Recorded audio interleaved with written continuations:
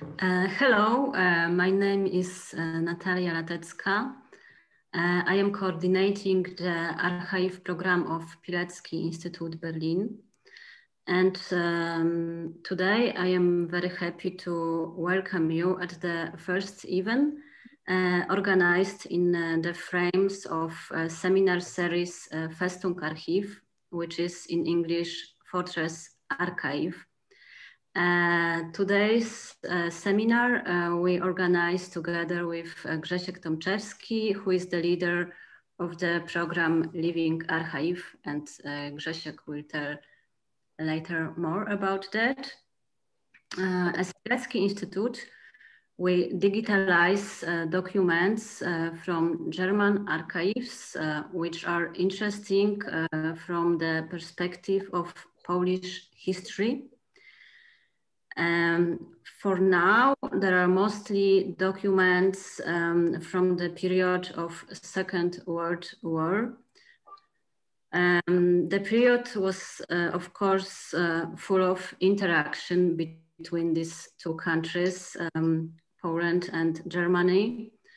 And the documents were also in the big part not accessible because of the Cold War, and also because of personal data which are in between. Now most of the people who lived in this time are dead, so the documents become accessible.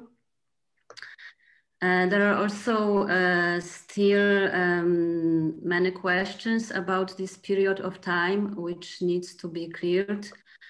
And also the time was and is still emotionally difficult, so it's still need to talk about that. The digitalization is possible because of our cooperation agreement with Bundesarchiv. Also, we plan to make further agreements with Landesarchives, and now we are going to make the first agreement with Schleswig-Holstein Landesarchiv, which is a big step forward in Polish-German scientific cooperation. The archives, the archive documents are source materials. So our goal is to make it accessible for the broad publicity. And we also want to initialize cooperation between Polish and German scientific institutions. That's why we created this seminar series, Festung Archive. And we invite specialists from both Polish and German archives, so they can tell about what documents are in special archives in both countries, and what is the focus of their scientific work. Yes, the Living Archive projects also aims to make the archive closer to the public. I just want to invite you to our next seminar, which is on the 19th November, and we will tell about how to read and understand historical photos. And now I give the voice to Grzesiek Tomczewski. Thanks, Thank you. Natalia. Yeah, it's a wonderful project, and we invite you to be part of the next seminar. And today we have a special guest, which I want to really warmly welcome, Maria Ferenc from Jewish Historical Institute from Warsaw, especially for us, with a lecture about a really special and unique testimony which is called Ringelblum Archive. I would like to also mention that it's also a part of our project Living Archive, which is devoted for comic writers. And we have a special project together. We aim to create a book out of 17 different short comic made by our wonderful comic artists. Some of them are already in the seminar, so I would like to also welcome them. And then we'll create a story of our own story, their story exactly, of the 20th century, especially in the field of totalitarianism. So thank you so much, Maria, to join us today, and floor is yours. I just want to say that after the lecture, we have a time for question and answers. So please don't hesitate to ask us through the bottom panel down there at your Zoom screens. Welcome, Maria. Hello, everybody. Welcome to my lecture. And let me just do the share screen so that you can see my presentation for today. Good. Okay, I hope everybody can see it.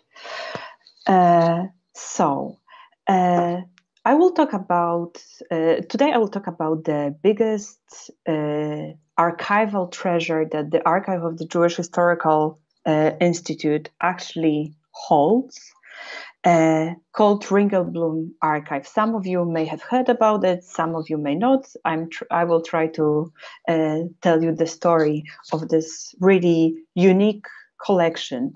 I think very, very special for many reasons. I will start with its history, and then I will go to the contents, and we can, in the end, reflect together on what's the meaning of this collection today, how can it be used, and so on.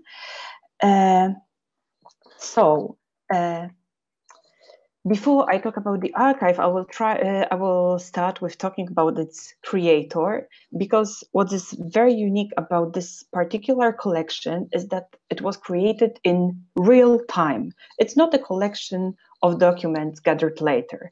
Ringelblum Archive is a collection of documents that were gathered there and then during the war in Warsaw Ghetto. And the initiator of this whole enterprise was the historian Emanuel Ringelblum,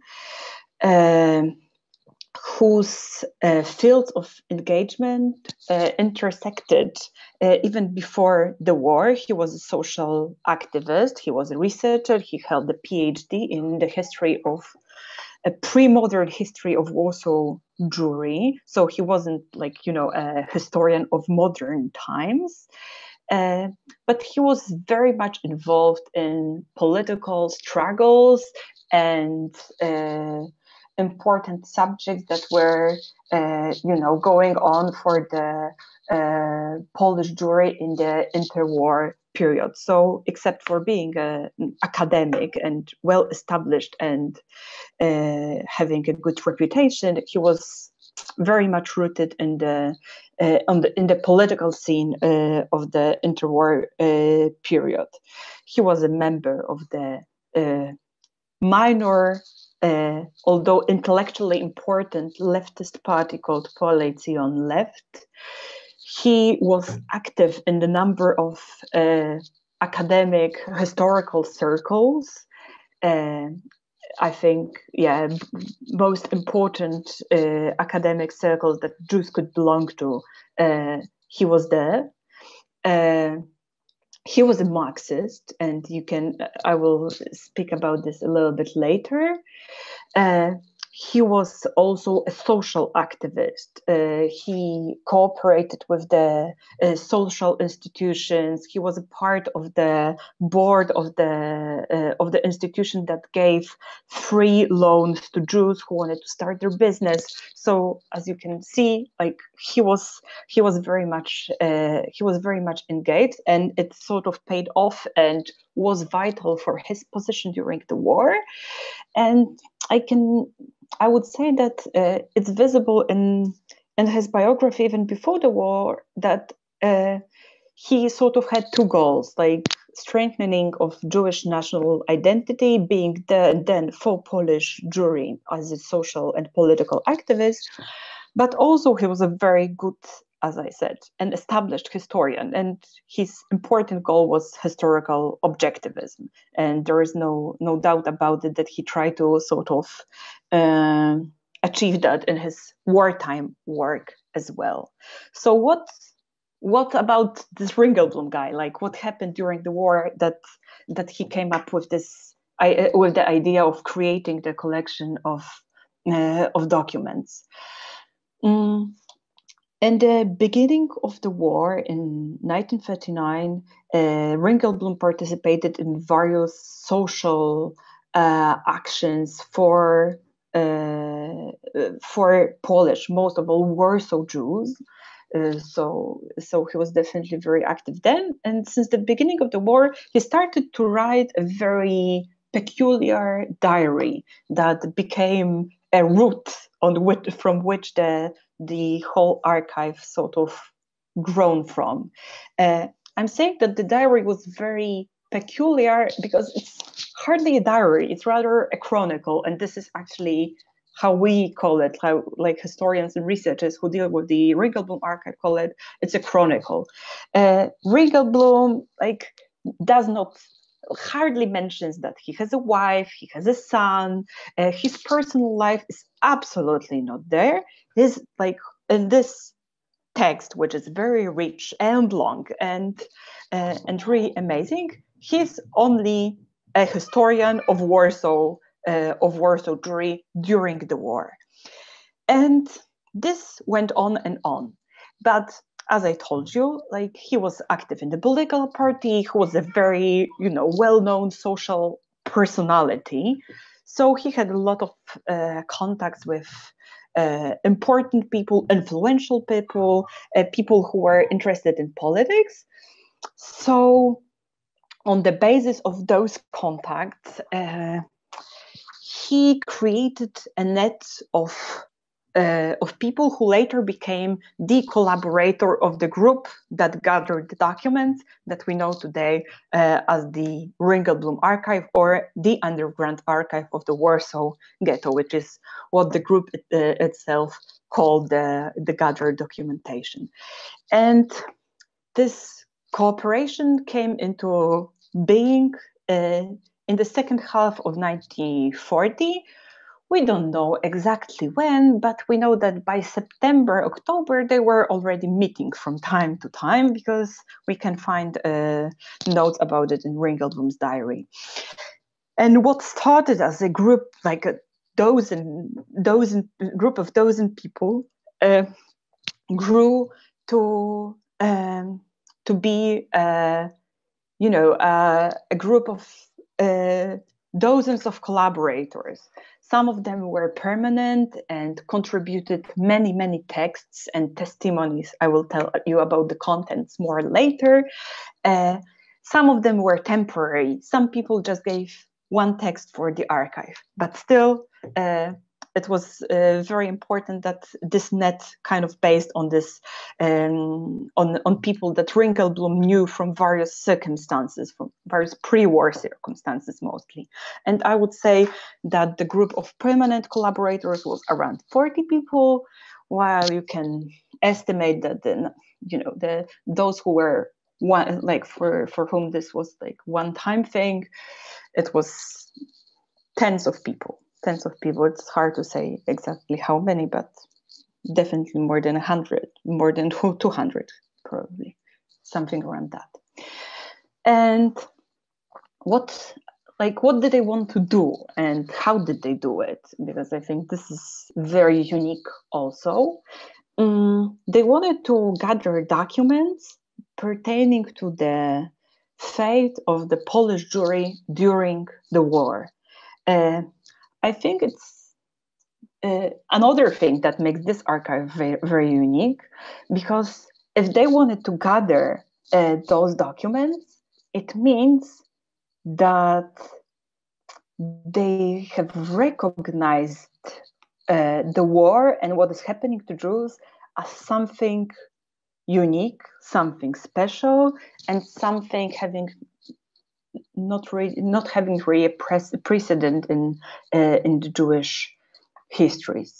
And this is why they decided to do it as it's happening, to document the changing situation on the spot, not waiting, to go somehow gain the historical objectivity and so on, but to document it there and then. Archive holds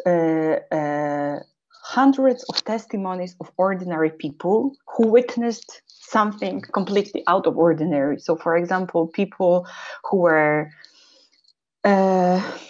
escapees from other ghettos and reached Warsaw Ghetto, people who were resettled to Warsaw Ghetto and sort of brought histories of their pre-war communities and how they were shattered during the Nazi occupation. So that was, and the angle of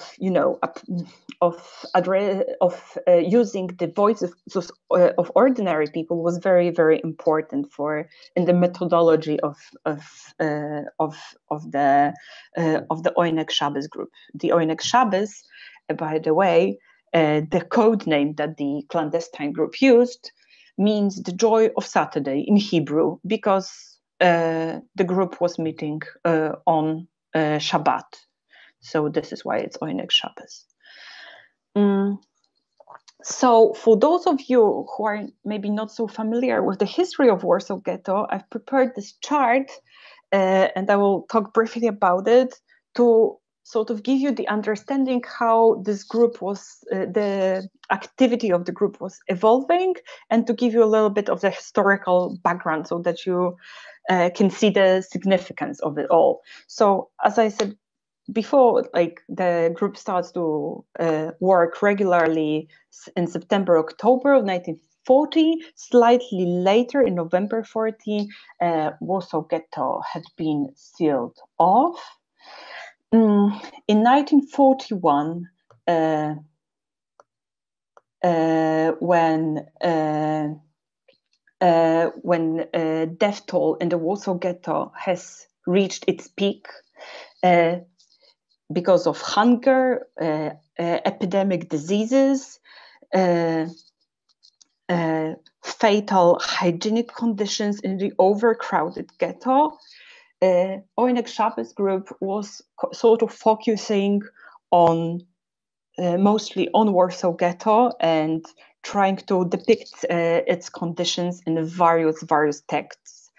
Some of them are what you would call a reportage. There are plenty of literary texts describing living conditions in the ghetto.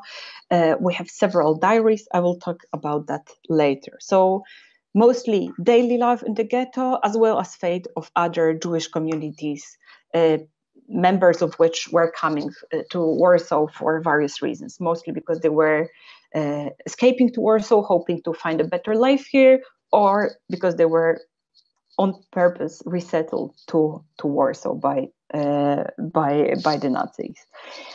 So, and in December of 1941, this routine, if you can call this routine, is sort of breaking down because in December of 1941, the first death camp in Chełmno, Kulmchów am Ner had started to operate, and very shortly after, in February of 1942, escapees from Chełmno gave testimonies to Oyneg Shabes, because escapees from Chełmno area and from the camp itself managed to reach Warsaw Ghetto and give their eyewitness testimonies about the like what turned out later to be extermination of occupied Poland's Jewry.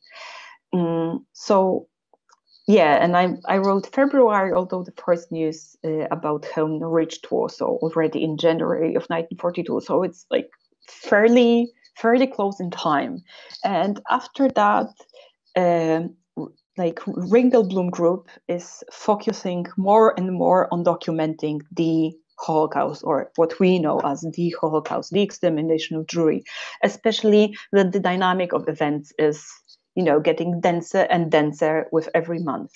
In December, Chełmno. In late March, Bełżec starts to operate. May, June, Sobibór starts to operate. And in late July of 1942, the first liquidation action in the Warsaw Ghetto had started.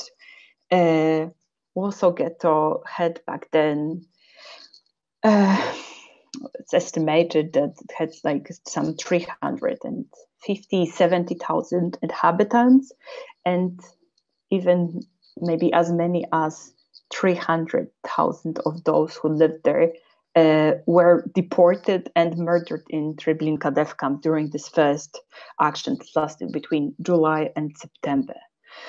And an immediate reaction, almost immediate reaction to those events, the pattern had been recognized by the Oyneg Shabes group for its, you know, similarity to what happened in other ghettos that they knew about that were liquidated. Ringelblum group decided to hide the documentation. So on August 3rd, after 2 weeks of the first liquidation, the first part of the archive, Ringelblum Archive, had been buried. Yeah, and I will tell you a little bit more about this event later. And as some of you may know, Warsaw Ghetto continued to exist until, of course, April 1943 and the uprising. But before that, there was a second liquidation action in January of 1943. And slightly after that, we don't know exactly when, the second part of Ringelblum Archive had been buried. We know relatively a lot about the first burial, the burial of the first part, because on top of other documents that were hidden then are the testaments, the last wills of those who did the digging, meaning Israel Lichtenstein, one of the Ringelblum's closest collaborators, who happened to be a teacher, and 2 of his students, teenage boys. And all 3 of them, as burying the archive, are writing their last wills, which are sort of their autobiographies, and they sort of give the atmosphere that is in the ghetto as they are doing this. So we really know quite a lot about this. And also, yeah, one of the people who knew where the archive was hidden happened to survive. And the second part was hidden in the circumstances known like really to nobody. None of the Ringelblum collaborators who managed to survive the war witnessed the event, and it remained unknown where it was hidden until it was found. So let me tell you a little bit more about that before we proceed to what is in the archive, because I think the story of, you know, creating the archive, burying it, and then rediscovering it, recovering it after the war is quite fascinating in itself.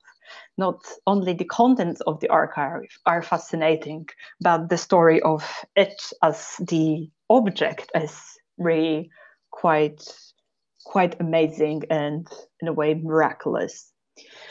Maria, So Could you please show us the picture on the full screen? It will be more visible. Yeah, sorry, yeah, okay, sorry, sorry, yeah. So what you can see are the ruins of the Warsaw Ghetto. It's a photo taken in 1945. As you can see, it's a pile of garbage, of rubbish, of bricks.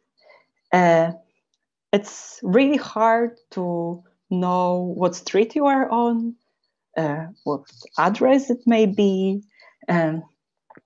It's just a huge territory that was filled with ruins, literally ruins. Because after the uprising in the ghetto, the buildings were being systematically destroyed by the German troops, house by house, burned down and taken down. So the entire area really looked like this. There were like really up to 10 surviving buildings.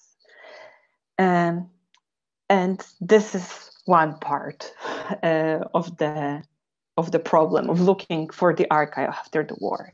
The second part is, of course, connected to this, that looking for anything, not to mention something relatively small, because, you know, the pile of documents, even though it was 30,000 pages, it's not so much.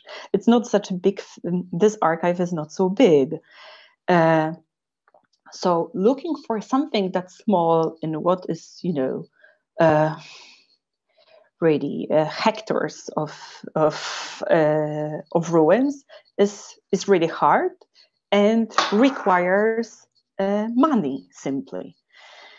And like in the post-war period, neither Polish state nor Jewish community like didn't have this sort of money to, you know, to sort of put out immediately, because everybody had more pressing needs. For example, like in terms of Jewish community, 300,000 Jews who survived the war in the Soviet Union came back, and people who survived in hiding in Poland came out.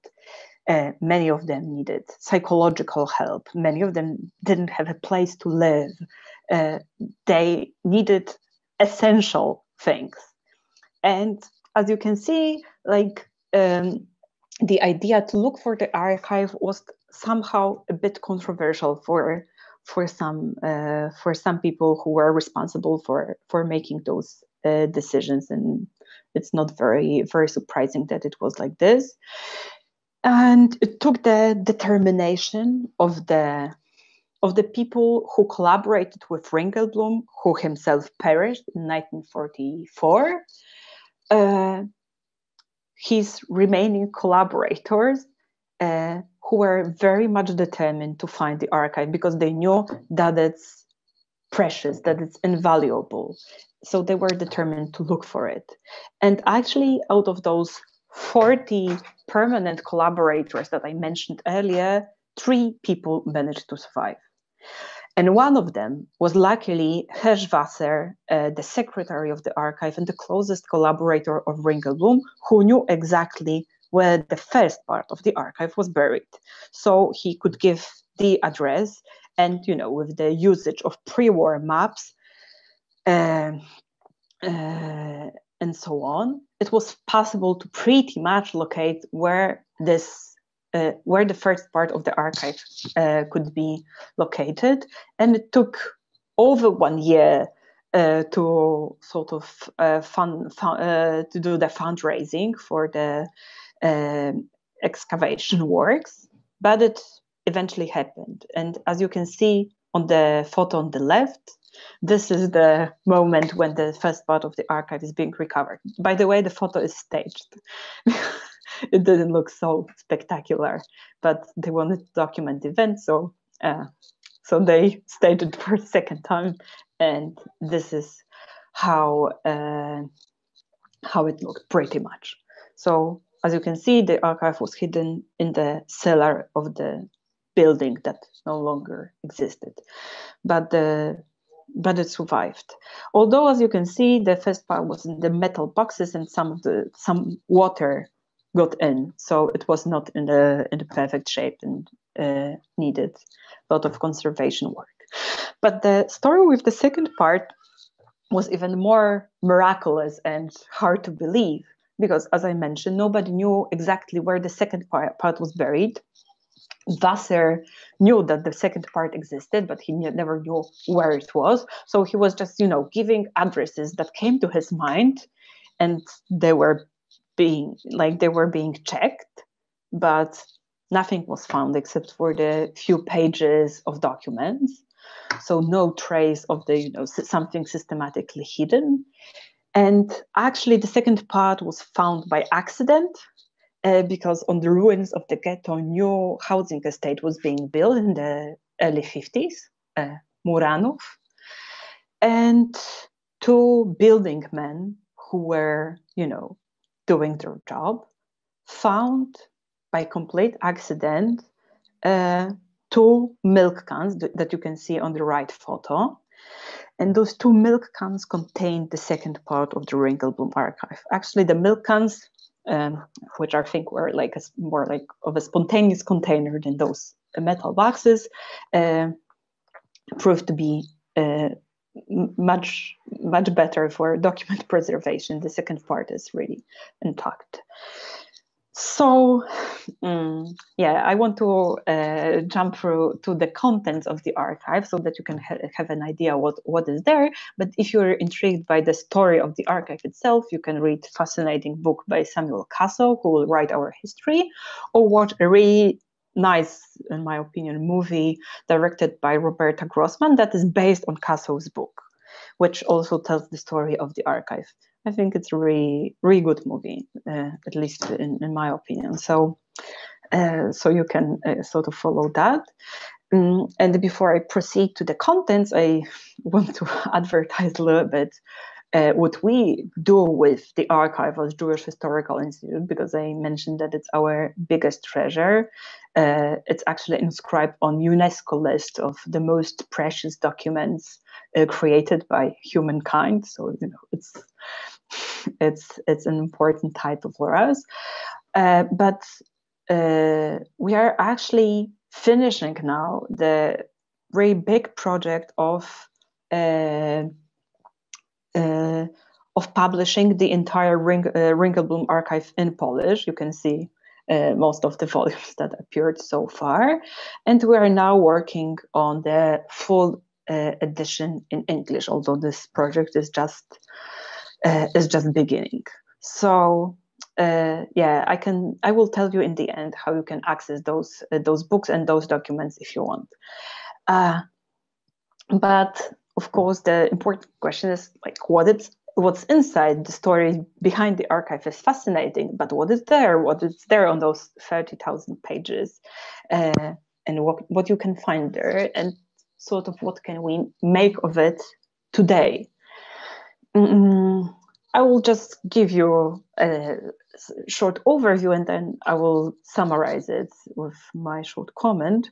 Of course, there are some photos, not many, but some, and I think it's important because they were made by Jewish photographers, mostly one Jewish photographer, Hilboim, and some of you may be familiar with the discussion that we know the life in Warsaw Ghetto as it's depicted on the photos taken by German soldiers, because this is where most of the photos are coming from the Warsaw Ghetto, and the whole discussion about perspective of the photo depicting the perspective of the person who's taking the photograph. So this is a very unique chance to look at those events from the Jewish perspective, literally from the perspective of Jewish photographers. Very important section of the archive is underground press. Here you have the newspaper that was published partially in Hebrew and partially in Polish, called El Al, issued by Hashomer Hatzair, a youth organization, youth a Zionist and leftist organization, but there are many more, and there is a huge variety of political organizations represented here, although although they are not equal in numbers. Some organizations issued much more newspapers, or more of them were preserved. We never know. And some of them less, but nevertheless, it's practically the only place where you can find the underground press from the Warsaw Ghetto, except for some, small documents in other archives. So this is the basis also for reconstructing political life in the ghetto, which is very interesting. Ringelblum Archive has also art collection, and it's art created in the ghetto, or as in the case of this this painting, art created before the war, but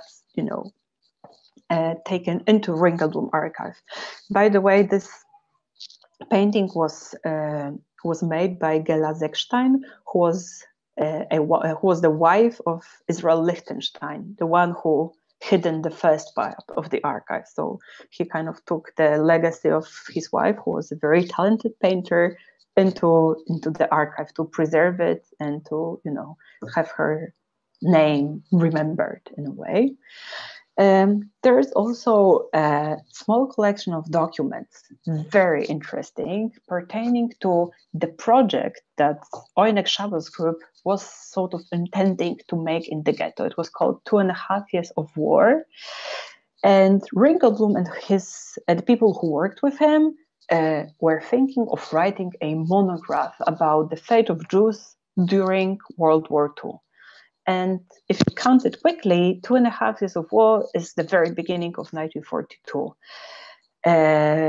which is when the first news about Chełmno death camp and then other death camps started to come through, which is why this project had never been realized nor completed. And what we have are just outlines, lists of questions to be answered in the monograph, but still it's very interesting because if you see what kind of questions a scholar or academic is asking, you can see which direction they are going. And these questions actually tell us a lot on how Ringelblum and others perceive the reality in the ghetto. So it's invaluable for research. There is in Ringelblum Archive, we also find literature created in the ghetto. Here I gave the example of the first page of the play called Love-Seeking Apartment, written and then directed by Jerzy Jurandot in one of the theaters active in the ghetto. It's actually the content of the play is in a funny way alluding to the tragic living conditions in the Warsaw Ghetto, because Love-Seeking Apartment is actually a story of two young couples looking for a room to sublet in the ghetto, so that they can sort of, be there, love each other, and so on. So this is very ironic and in fact funny, but also very sad. And of course, there are also poems, short stories, reportages,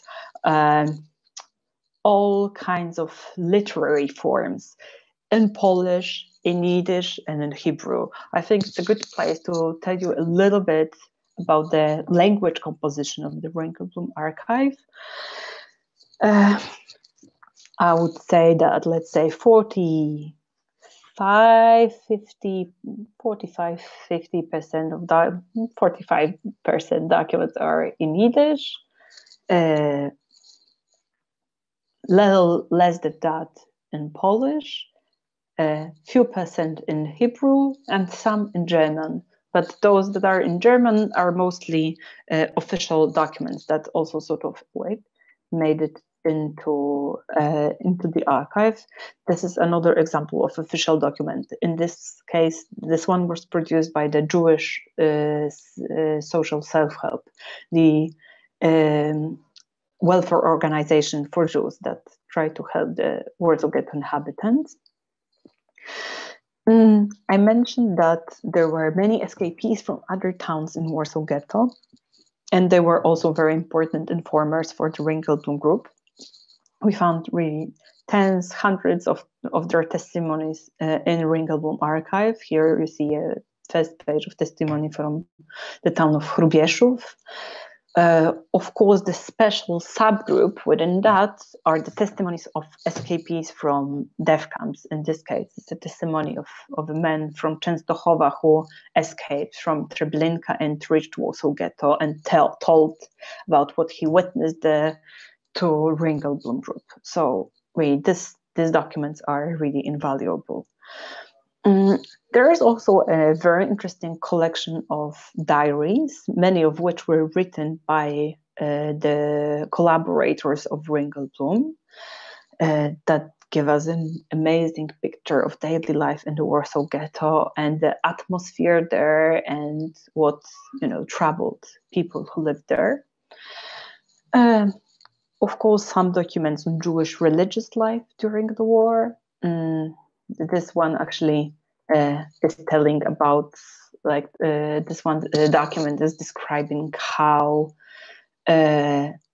Jews were trying to practice religion and have high holidays during the war. So it's really something. Okay, and actually,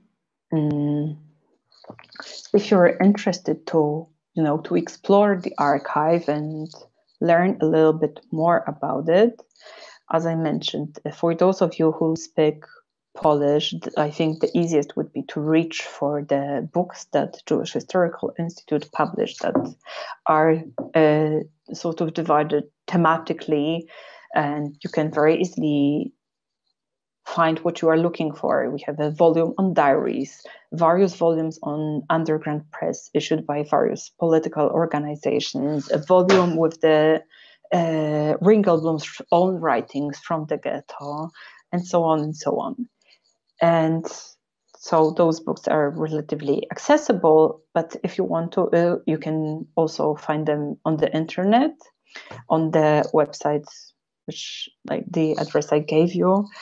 In this place, you can find the full Polish edition of Ringelblum Archive, and you can explore it book by book, but you can also find scans of the documents there. So if you're for any reason interested to look at what it really looks like, not look at the transcribed text that has footnotes and so on, but wants to, if you want to see what is the cover of the particular underground newspaper, or want to see the drawing or so on, you can also find them there. So this is the place to look for them. And also, as you can see below, the 3 volumes of the English edition of Ringelblum Archive that had been published so far are also there, so you can read them online on this website. So I think it's pretty much it from me, but I would be very happy to hear and answer any questions that may come up, and I'm very interested to hear them. So thank you so much, Maria, for a really great contribution to both of our programs. It's really unique story, and it was a great lecture. I have a question from Daniela Ozakski. Can you ask who survived from the people who work in the archive? Yeah, sure. So the 3 people that I've mentioned are, first, Herschwasser, the archive secretary, who was the Ringelblum's closest collaborator. They knew each other from before the war. They belonged to one party. The second person who survived the war was Wasser's wife. Her name was Bluma Wasser.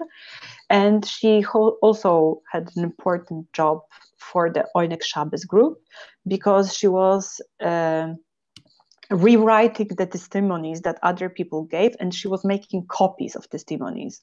It may sound trivial to us now, but it's very important when it comes to researching those testimonies, because in some cases the first copy may be slightly destroyed and the other copy will give you all the necessary answers. So this is Bluma. They both survived, and Hersch and Bluma were in Poland for some time, and later on they emigrated to Israel, where they lived until 1980s, let's say. And the third person who had much more spectacular post-war career was Rachela Auerbach.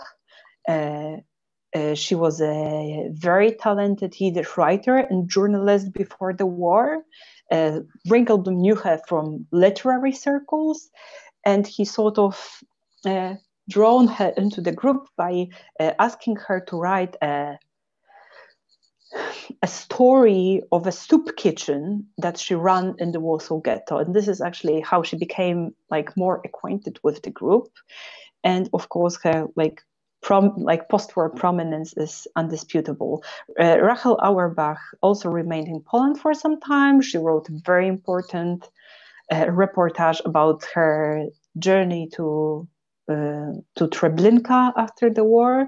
And then she had also emigrated to Israel, where she became the head of Yad Vashem's testimony division. So she sort of shaped how the Holocaust testimonies were being gathered by Yad Vashem. So she's very important. She's amazing, and we highly recommend her writings. Another question from Julia von Saal. Are there any documents inside the archive written by or about children? Yeah, there is an entire section of documents written about and by children. It's really very, very interesting. For example, you have school papers of children who were asked by their teachers in the ghetto to write sort of their autobiography entitled "What Happened to Me During the War." So it's like a childlike narrative when they are sort of reconstructing the story of their family, their own stories, how some of them had already lost their parents. It's beyond moving. It's vital and it's important. And there are also some reportages summarizing the situation of children in the Warsaw Ghetto, which was, as you can guess, very tragic. So yes, there are. The entire second volume of the Polish edition is devoted to the situation of children. To look at one of our Living Archive participants, will be depicting the story of Jerzy Jurandot and Stefania Grodzieńska. And he's asking if there is a way to get material from certain people, such as the playwright Jurandot Grodzieńska, or Frederick Jarosze in English, or picture of certain building like the Femina Theater. So it's a really specific question related to amazing couple.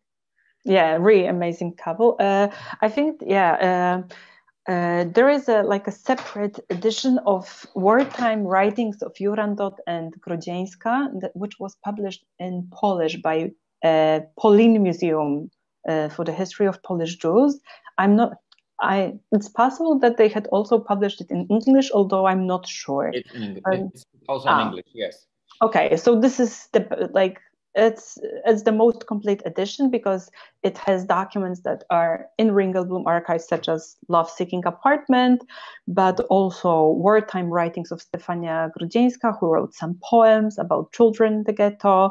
And I think there's quite a lot of photos there too. And there is also a diary and memoirs of Jurandot, which he had written while hiding on the Aryan side. So I think this is the best place to start, I think. And I think you can find a pre-war photo of Femina Theatre. I'm not sure about wartime one, but yeah, you can also email me. I'll give my email in the end. So if anyone has like more specific questions that I can help with, I will be happy to do that. Thank you so much. Another question now from our curator of Living Archive project, Monika Powalisz. What about the third part of, of the archive? What's going on with the third part, and when exactly was the last and who tried to somehow found it?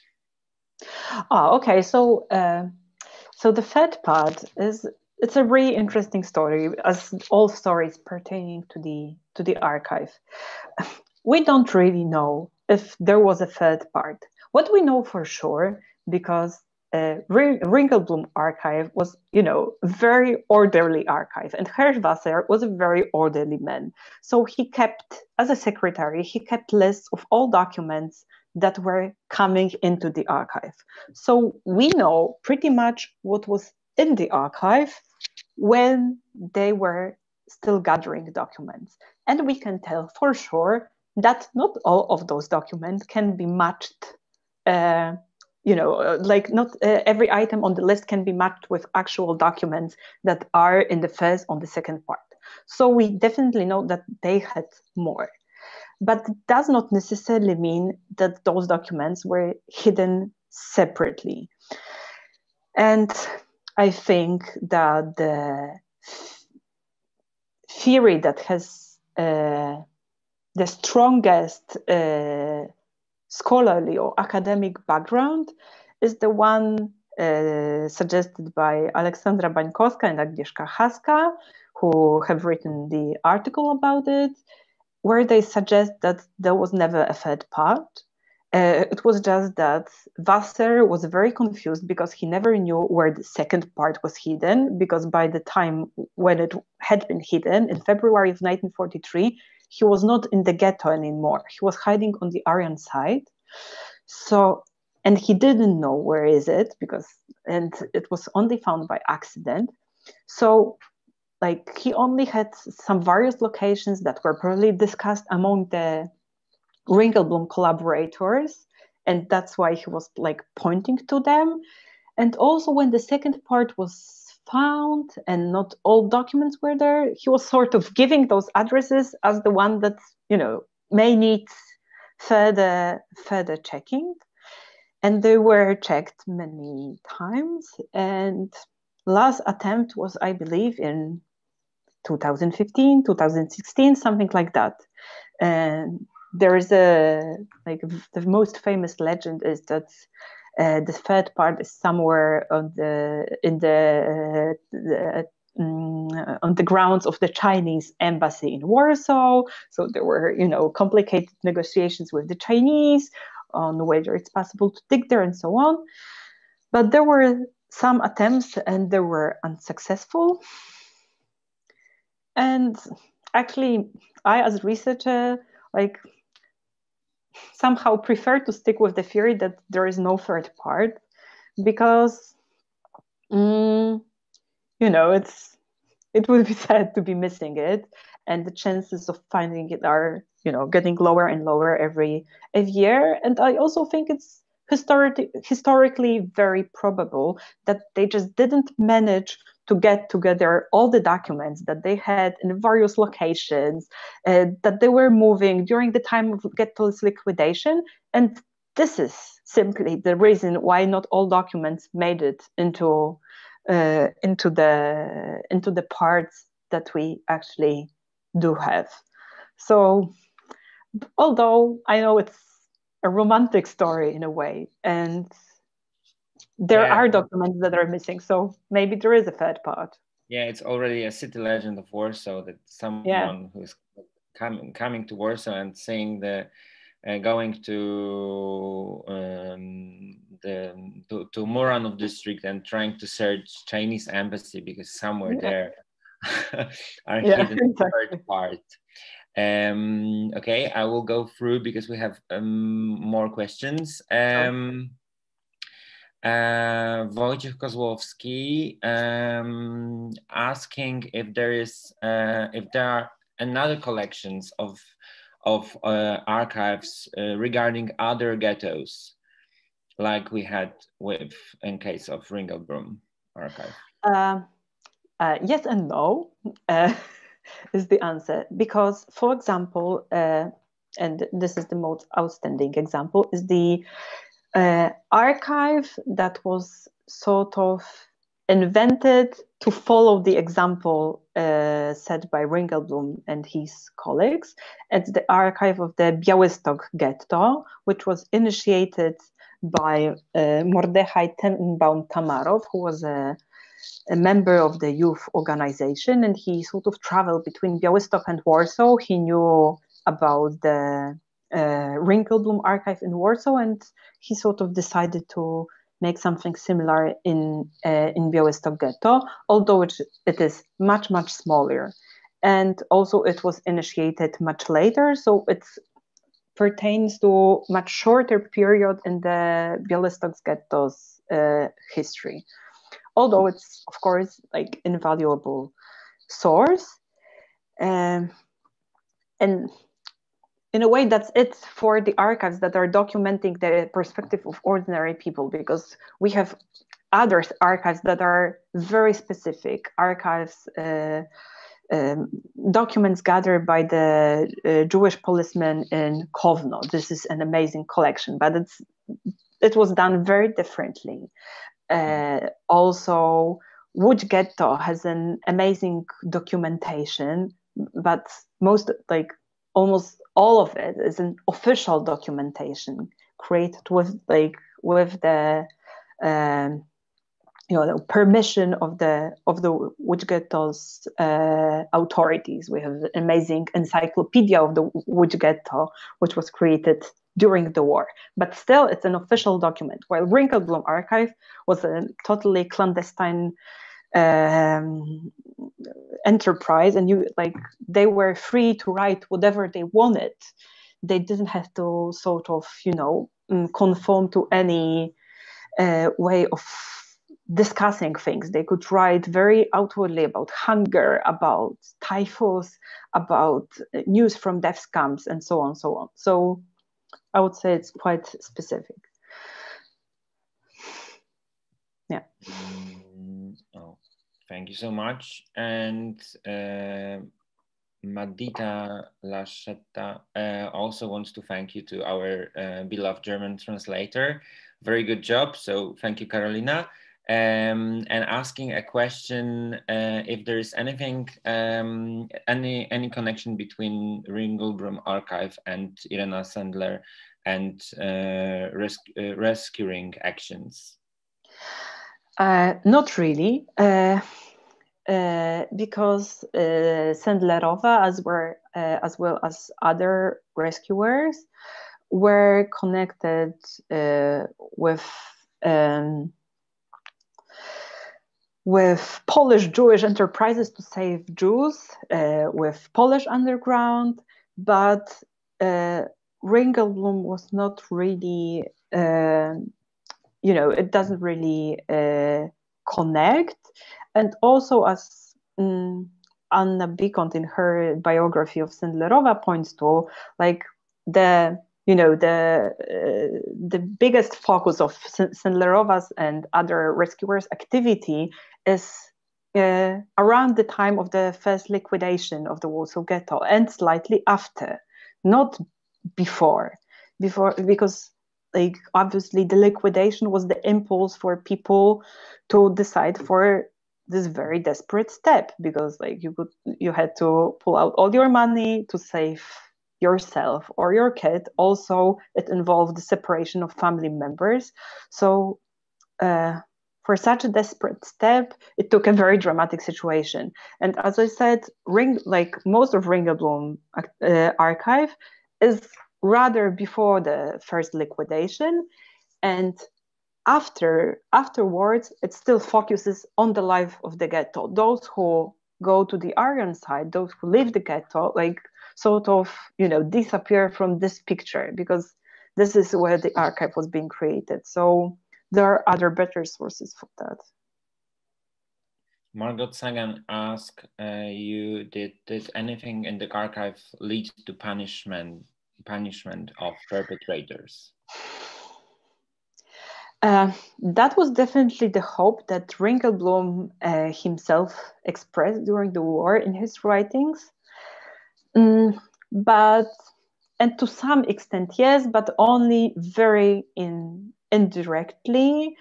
And as you know, the courts were having their own processes and their own investigations, so they stuck to what witnesses said. And historical documentation produced by the Jews was not so much used by, as evidences and as documents, although some important figures of Warsaw Ghetto survivors were connected to Ringelblum Archive. Even Rachela Auerbach testified, for example, during Eichmann trial. So Ringelblum Archive came up during Eichmann trial, but as you also know, Eichmann trial was unorthodox in terms of legal procedure. So.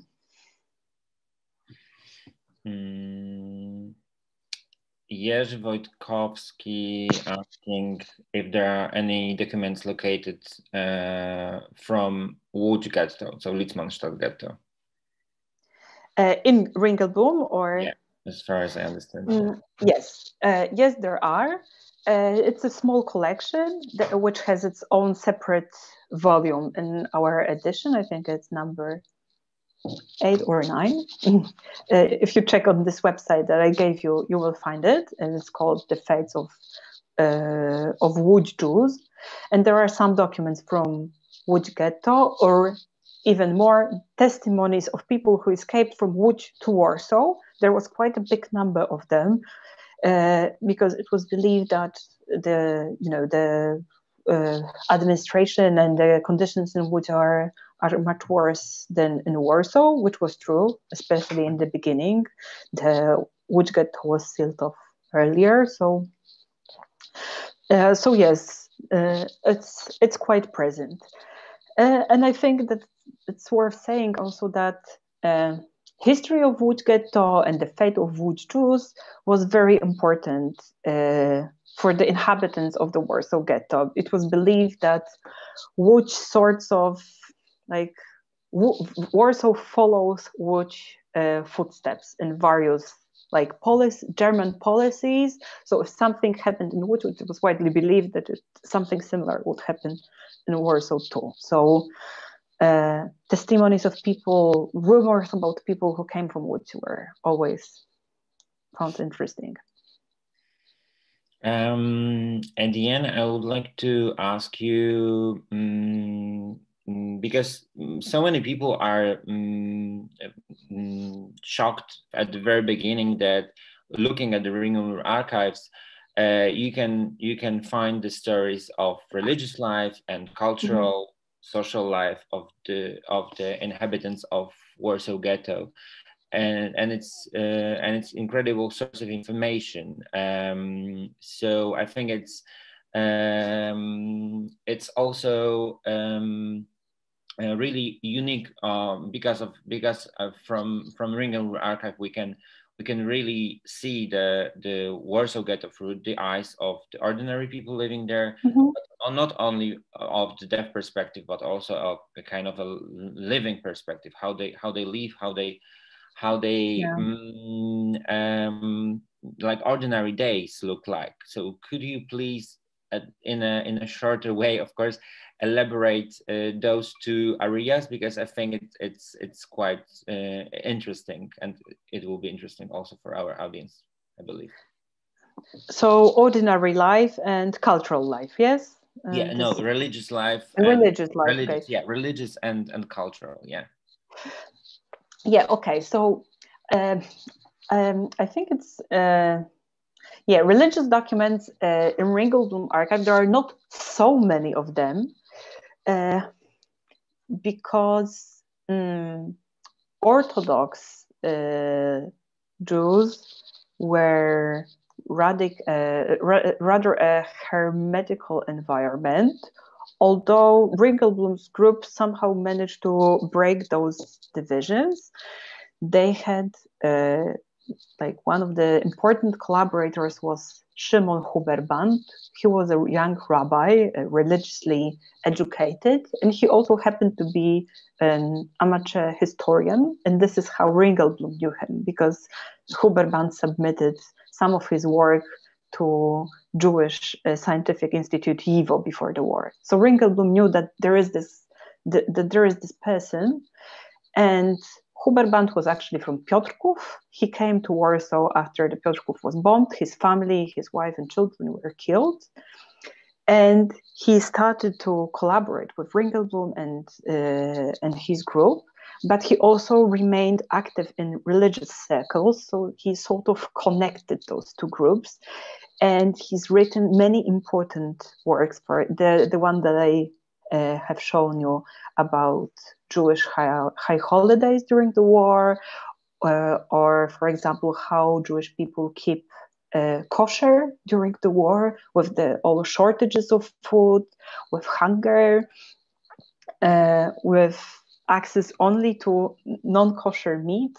How do they deal with that? So he gave a lot of he's written a lot about this practical issues that are at the core of Judaism and how they are being dealt with. So this is his contribution is invaluable for the subject. And the second, more intellectual, higher religious, if I may say that, are the preachings and writings of Rabbi Shapira. Ringelblum Archive holds the entire collections of his preachings from the ghetto. So you can also see how he's connecting the historical Jewish situation to what is going on in the Warsaw Ghetto. And actually, the last sermon that is preserved was given right before the great liquidation action started. So this is also very, very interesting.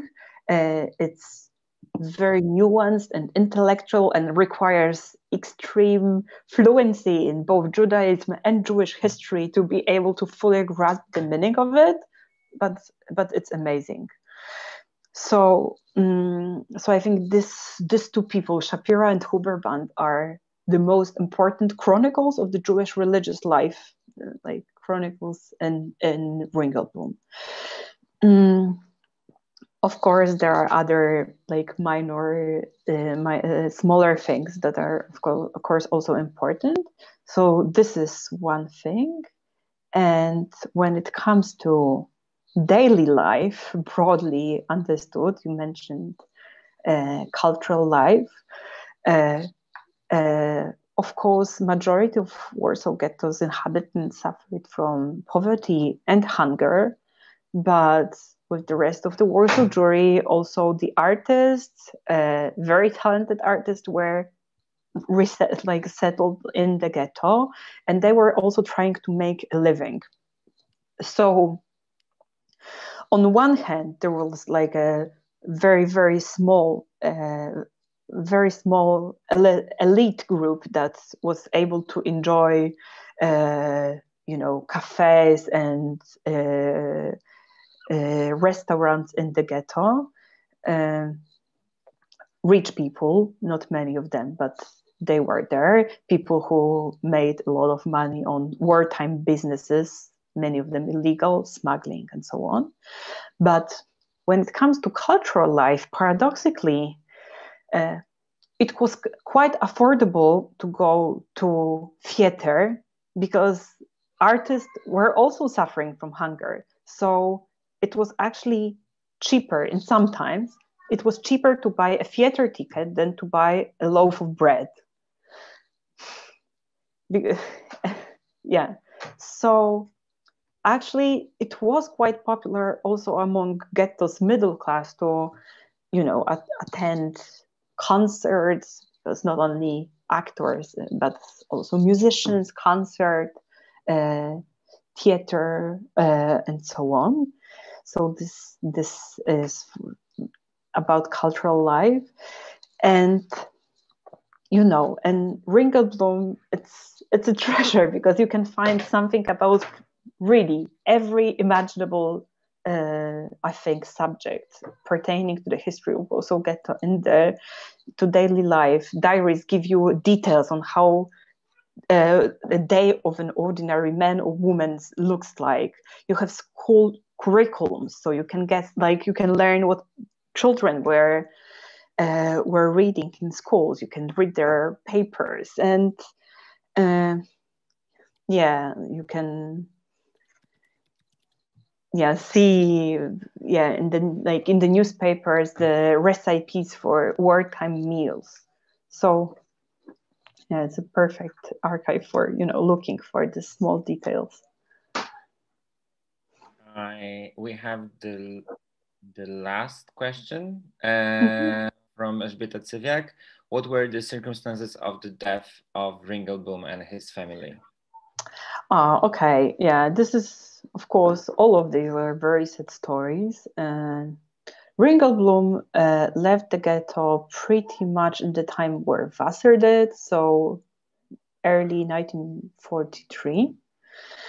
He went into hiding on the Aryan side of Warsaw with his wife and his teenage son. He came back to the ghetto because he was like somehow suffering on like being in hiding on the other side, that he knew that, you know, ghetto still exists and something important is going on. And he was unlucky enough to come back a day before the uprising in the ghetto started. And he was deported. He came back by himself. His wife and his son remained on the other side of the wall. During the uprising, he was deported to a work camp in Poniatowa in Lublin region. From there, he was smuggled out by Jewish and Polish resistance movement. He was transferred back to Warsaw, put again in hiding with his wife and son, and in the second half of the 1943, and he remained in hiding until March 1944, when he and all other inhabitants of the bunker that was sort of secretly dug on the grounds of the agricultural farm were denounced, apparently, most apparently by some of the neighbor, although there is a bigger story into it because there was a whole like police unit looking for them and so on. So it's a complicated story, but nevertheless, the group in hiding, it was 35 people, or circa 35 people were denounced, and all of the Jews and the people who were hiding them were shot in the ruins of the ghetto. So in the beginning of March of 1944. So it's, you know, it's a tragic story. Yeah.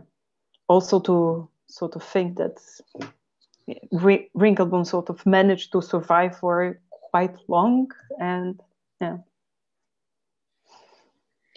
Yeah, it's a tragic story at the end. Thank you so much, Maria. It was a pleasure to have you tonight. Thank you so much. And I would like to invite all of our audience, if we will be in Warsaw or you are in Warsaw, to see an exhibition at Jewish Historical Institute. Yeah. Except, of course, temporary exhibitions as well. And and went through Muranów district, because it's quite interesting when you look at the nowadays Warsaw in through the eyes of the ghetto area and Jewish inhabitants of the ghetto, Warsaw Ghetto. So thank you so much.